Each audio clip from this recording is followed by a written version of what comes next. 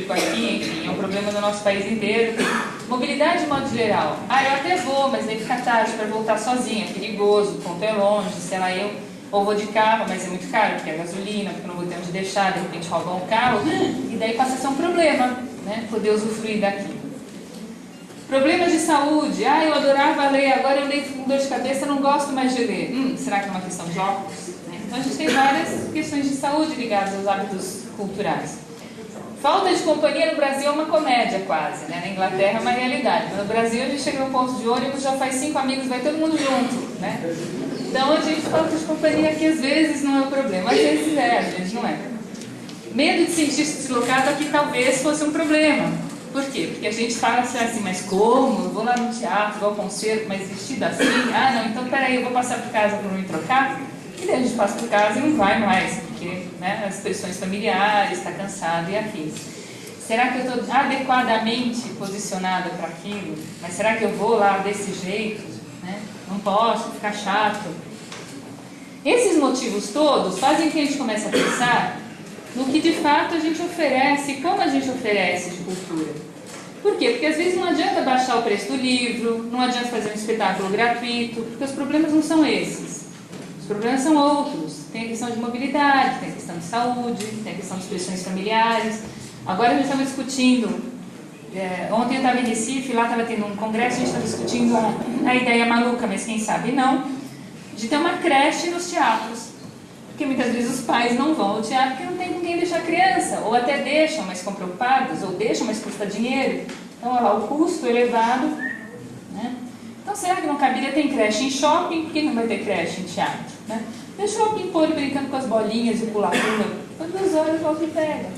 Quem sabe? Bacana. De repente.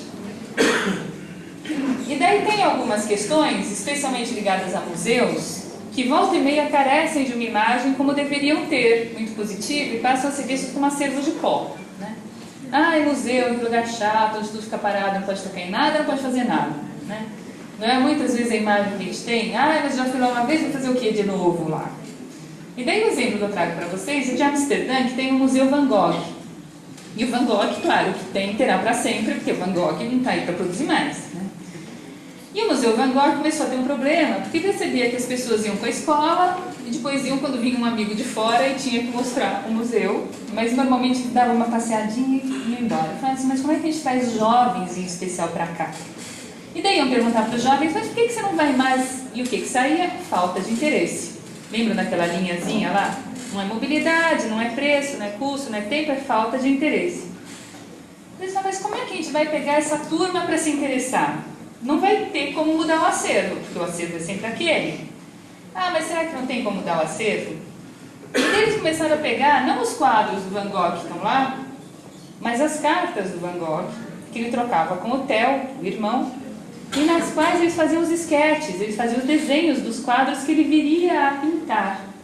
Que é aquilo que a gente está vendo lá da esquerda, aquela uma carta projetada com o desenho de um quadro. Por quê? Porque nessas cartas o Van Gogh contextualiza os quadros. E daí a pessoa olhando aquilo começa a entender por que o cidadão está tão cabisbaixo, andando, pensativo. Por que está comendo uma batata naquele quadro? Mas quem é aquele ser de nariz estranho? E por que está com essa cara olhando para a moça? Então os quadros tomam vida. Então a gente vai fazer uma projeção das cartas do Van Gogh e uma leitura dessas cartas. Só que isso só não vai funcionar.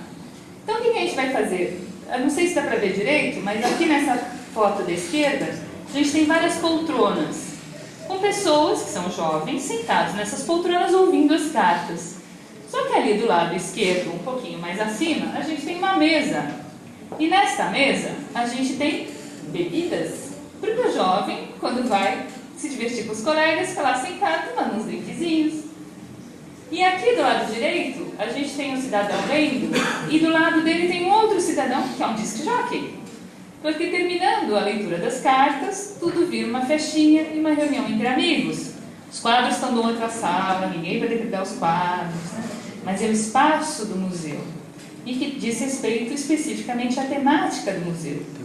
Então o museu passa a ser um processo em construção, passa a ser vivo, e não mais um depósito de obras que eu já vi, então para que eu vou lá de novo? E daí a gente tem tem vários outros exemplos, eu vou pular alguns, porque senão a gente vai terminar, como a gente estava brincando, no café da manhã e vocês vão me trucidar. Tranquem a porta, por favor. E a gente começa a pensar nessa questão de público e privado, e até que ponto a gente pode ter interesses convergentes, inclusive num problema que a gente enfrenta, que é o da distribuição. A gente falou da demanda, a gente falou da oferta, mas e a distribuição? A distribuição é o grande problema. Por quê? Porque, de novo, a gente não tem essa democracia de canais para poder circular aquilo que a gente produz. O que aqui a gente conhece do que é produzido no Acre? O que no Acre a gente conhece que é produzido aqui? Ou de Recife, ou do Rio Grande do Sul, ou, enfim. Não conhece, as coisas não circulam como poderiam ou deveriam. Porque tem sempre a mesma meia dúzia de canais de distribuição. Tem uma televisão com número de canais limitado, tem o cinema sendo controlado em poucos municípios, os acervos dos museus normalmente não circulam, e aí? Né? Então a gente tem que encontrar mecanismos alternativos, e um deles foi descoberto pelas empresas de venda porta a porta, vendendo livros. Então a gente tem um problema na distribuição de livros, que é não ter necessariamente livraria em todas as cidades, ou com todos os números que a gente quer de livros. E olhem só os números associados a isso, como as empresas de porta a porta estão felizes. O crescimento das vendas de livros por catálogos deste ano para o ano passado, 80%. Foram 450 mil livros em maio do ano passado e 810 mil livros vendidos só por porta a porta, entenda-se Avon e Hermes, em maio deste ano. Número médio de títulos por catálogo, 30. Número de vendedoras da Avon trabalhando com isso, 1.100.000. Por que isso é bacana? Não só porque está ganhando dinheiro, mas porque essa vendedora da Avon vai ter outra consideração para com o livro. Um dos problemas que a gente enfrenta com o livro é baixa valorização social. Ah, eu vou perder tempo lendo, mas ler é tão chato. Menino, larga isso, vai ajudar sua mãe, vai fazer uma coisa de útil. Então essas 1.100.000 já vão ter uma outra abordagem frente ao livro. Né? E a gente tem os exemplos mais singelos ligados a livro. Então a gente tem esse exemplo que vem do interior da Bahia. Eu já perguntei na Bahia se alguém conhece uma cidade chamada Paiaiá, ninguém conhecia. Alguém aqui conhece por algum acaso de destino? Não, né? Eu também nem sei onde fica. Mas em Paiaiá, diz a notícia, mestre Alagoinha montou na raça a maior biblioteca rural do mundo, com 50 mil títulos, 1.000 DVDs e 0 apoio público. Foi lá, descobriu que tinha uma carência e foi lá e montou. Mas isso não é fácil de fazer e não é possível em todos os lugares. Então o que a gente pode fazer? Primeiro a gente tem que entender o que é alfabetização. E isso é importantíssimo se a gente fala de desenvolvimento. Então, de que noção de desenvolvimento a gente está falando? No leque enorme de noções de desenvolvimento e conceitos, a que aqui a gente adota para a economia da cultura é uma que foi cunhada por um prêmio Nobel de Economia, chamado Amartya Sen, S-E-N. E o Sen, um indiano ainda vivo, brilhante, trabalhou muito tempo na Unesco, ele foi um dos responsáveis pela criação do Índice de Desenvolvimento Humano, tem trânsito claramente mundial, trabalhou muito com Celso Furtado também lá, nesse projeto da Unesco. E ele, sendo um economista que vem desses dilemas éticos, como da filosofia moral, brilhante, ele falava assim, eu não me conformo com a ideia de desenvolvimento que a gente tem hoje, que é essencialmente de crescimento econômico. Eu acho que a gente tem que ter uma outra abordagem. E depois de muito pensar, ele diz, para mim desenvolvimento é expansão de liberdade de escolhas. O que significa isso? Trazendo para o nosso mundo. Não adianta dizer que um povo é desenvolvido politicamente pelo fato de ir até a urna e apertar o botão. Ser desenvolvido politicamente significa ter um voto consciente, né? Pensar no porquê estar votando naquele cidadão e daí sim votar. Do ponto de vista do consumo, ter um consumo consciente é uma expressão de liberdade de escolha, de desenvolvimento. Eu estou consumindo assim, por isso, por aquilo. E do ponto de vista cultural também. Lembram dos vocês? Será que eu estou tomando as minhas decisões de consumo cultural porque eu quero, por escolha minha, ou porque eu estou sendo levada a tomar essa decisão por escolha de alguém mais, e eu estou ouvindo, e estou cantarolando depois da 7ª vez que eu ouvi, nos últimos 10 minutos, uma música que antes eu odiava. Então, desenvolvimento com ampliação de liberdade de escolhas significa que eu tenha que saber as escolhas que eu estou tomando, eu tenho que pensar nessas escolhas, e daí a questão da educação é fundamental. Então, muitos falavam até agora há poucos anos, de analfabetismo funcional. Então tinha as pessoas alfabetizadas e analfabetas, não é isso? E o que garranchava era o alfabetismo funcional. Só que o Instituto Paulo Montenegro, que é um instituto neutro, enfim, começou a fazer há 10 anos uma classificação em 4 categorias. E essas 4 categorias de alfabetização saem do analfabetismo absoluto ao alfabetismo rudimentar, que é aquele que consegue pegar um anúncio numa loja e entender que lá está escrito promoção 5x4. Ou que consegue pegar um envelope de carta e comparar o destino com a placa da rua. E consegue decodificar os caracteres. Não interpretá-los, mas consegue decodificá-los. Esse é o rudimentar. Daí tem o básico. O básico consegue pegar aqui e falar assim: vacinação dia 5, leve seu filho. Opa, então pera lá. Isso significa, já tem uma interpretação, que eu tenho que levar meu filho para vacinação no dia 5. Faz contas básicas. Esse é o alfabetizado básico. E o alfabetizado pleno é aquele onde provavelmente todo mundo gostaria que os filhos, netos e bisnetos estivessem, né? Que é aquele que consegue ler uma notícia ampla, traduzi-la, sintetizá-la, contar o que leu, separar fato de boato, que é raríssimo, né?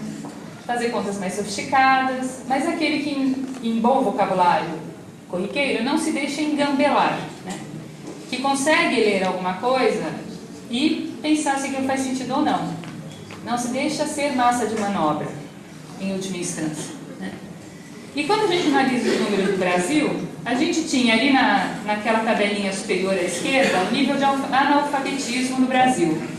Em 1920, de 65%, muito, né? 2/3 da população. Em 40, 56%, em 60, 40%, em 80, 26%, em 1999 tínhamos 13% de analfabetos. Daí em 2001, a gente tinha 12% de analfabetos. E daí a gente tem os números de 2001 a 2009. Vamos pegar a coluna de 2009. De analfabetos, a gente conseguiu reduzir, passou de 12% em 2001 para 7% em 2009. Do rudimentar, aquele da carta, das notícias básicas, da decodificação, passou de 27 para 21.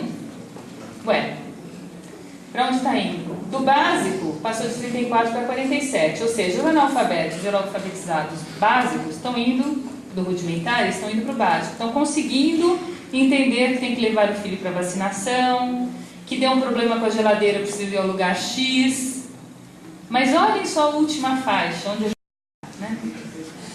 25% e continua, desde 2001, que é desde que esse número é medido. Ou seja, a gente está conseguindo incluir na capacidade de decodificação a nossa população, mas não na capacidade de interpretação. Então a gente tem 1 a cada 4 brasileiros que de fato não corre o risco, a rigor, de ser massa de manobra. Inclusive de consumo.